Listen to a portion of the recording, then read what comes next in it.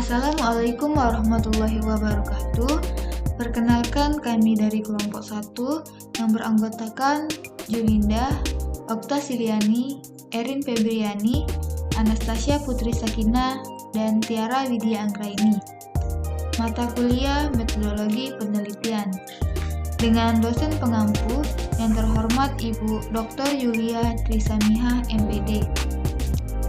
Dalam video pembelajaran kali ini, kami akan membahas materi mengenai studi pendahuluan. Baiklah, langsung saja kita masuk ke pembahasan. Yang pertama ada pengertian studi pendahuluan. Studi pendahuluan adalah studi yang dilakukan untuk mempertajam arah studi utama. Studi pendahuluan dilakukan karena kelayakan penelitian berkenaan dengan prosedur penelitian dan hal lainnya yang masih belum jelas. Studi pendahuluan merupakan studi yang dilakukan oleh peneliti untuk memperoleh informasi mengenai penelitian yang akan dilakukan. Studi pendahuluan dikenal juga dengan penelitian awal. Tujuannya untuk menjajaki bisa atau tidaknya penelitian dilakukan di lokasi tersebut. Materi selanjutnya ada manfaat studi pendahuluan. Adapun manfaat dari studi pendahuluan, yang pertama, menghindari penelitian berulang. Yang kedua, memperkuat keinginan peneliti terkait suatu permasalahan tertentu. Yang ketiga, menghemat tenaga dan biaya. Dan yang keempat, mengetahui kemampuan maupun kesulitan penelitian. Materi selanjutnya ada tujuan studi pendahuluan. Adapun tujuan dari studi pendahuluan adalah sebagai berikut. Yang pertama, memperoleh gambaran fenomena di lapangan dan pembahasannya. Yang kedua, prediksi terhadap hasil penelitian. Yang ketiga, sebagai pembanding antar konteks penelitian.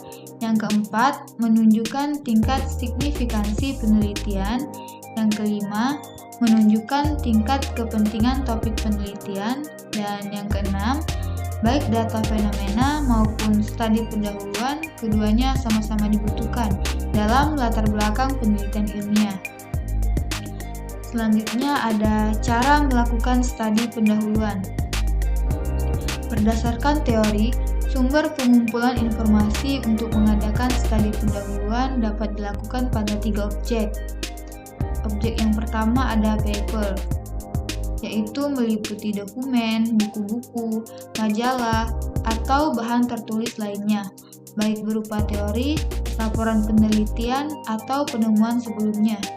Studi ini disebut juga sebagai kepustakaan atau literatur studi. Objek yang kedua ada person, yaitu dapat dilakukan dengan cara bertemu, bertanya, dan berkonsultasi dengan para ahli atau manusia sumber. Dan objek yang ketiga ada place, yaitu dapat berupa tempat, lokasi, atau benda-benda yang terdapat dalam tempat penelitian.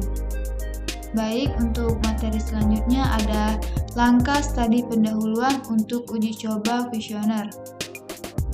Yang pertama, menyusun pertanyaan-pertanyaan. Yang kedua, memilih populasi sasaran.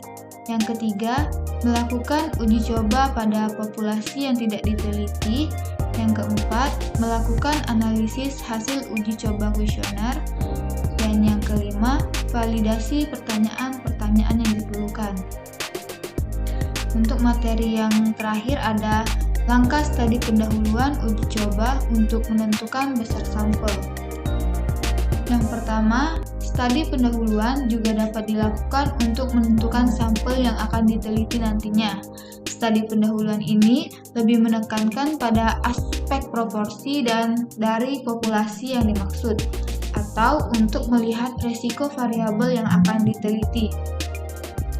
Yang kedua, beberapa hal sebelum menentukan besar sampel penelitian atau memahami berapa, bagaimana, dan apa variabel-variabel, misalnya proporsi penyakit, resiko variabel diteliti. Mohon maaf, terima kasih, kami akhiri. Wassalamualaikum warahmatullahi wabarakatuh.